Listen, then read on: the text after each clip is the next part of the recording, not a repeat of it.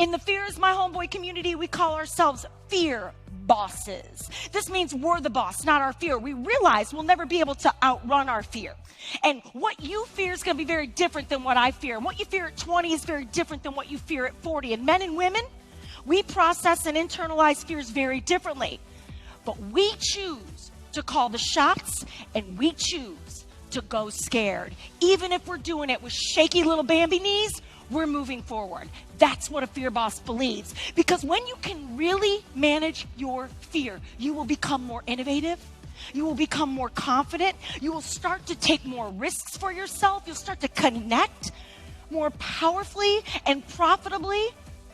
And you will finally stop doing things the same way you've always done them, because this is the way you've always done them. When you do not manage your fear, when you're not a fear boss, you'll remain stuck, safe, just the same. It'll be really hard to stay relevant, to build confidence, and you will constantly feel overwhelmed and stressed out and anxious. And listen, I get it. We are all slammed. We are all crazy busy, and none of us want to embarrass ourselves. We don't want to put ourselves out there too much. We don't want to take too many risks, because what if people make fun of us? What if people don't like us? What if people judge us?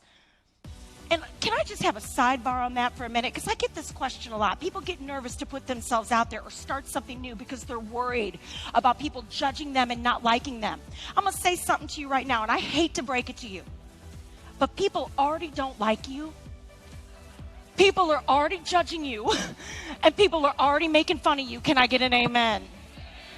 So the question is, who are you living your life for? Who are you running your business for? You or the rest of the world?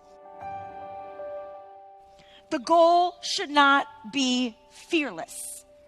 The goal, fear boss, should be figuring out how to fear our fear less. And this is what makes you brave.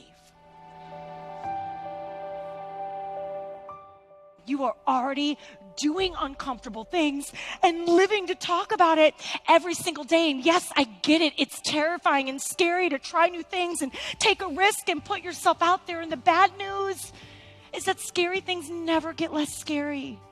Uncomfortable things never feel less uncomfortable. But the good news, fear boss, is that you will get stronger.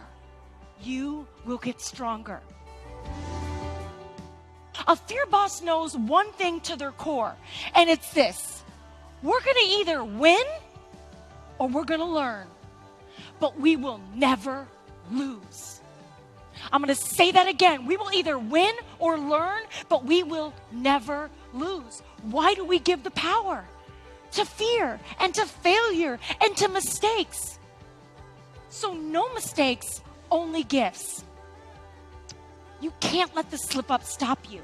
You have to keep going when things are hard, and especially when they get uncomfortable. But if you really want to fear your fear less, you're going to have to give up your comfort, and you're going to have to let go of control. But in order to really manage fear, to become a fear boss, to be more confident, to build that brave muscle, you got to embrace failure. You almost have to get to a point that when it happens, you kind of get excited because you know you're going to learn or you're going to win, but you're certainly going to be a different version of yourself on the other side of that perceived failure. You're going to have to trust the process and yourself. This means trusting your ensemble, the people around you. Let people help you. Get the right people in your lives, but most importantly, you got to trust yourself, fear boss. What you need to remember is that fear isn't going to make it easy. It's going to show up every single day in a million sneaky little ways with the number one goal of getting you to stop. And if you ask me, fear is a one-trick pony. Fear is boring. Fear has one job, and all it does is try to stop you. And by the way, you can't do one scary thing and think you've got it figured out. You have to keep going, because courage compounds, confidence compounds, consistency compounds. If I could have one page in my book, if I could have one slide in this deck that would help you become a fear boss, fear your fear less, and live a braver life, it would say this: experiment with your fear every single day on purpose. Thank you so much for the gift of your time. Thank you so much.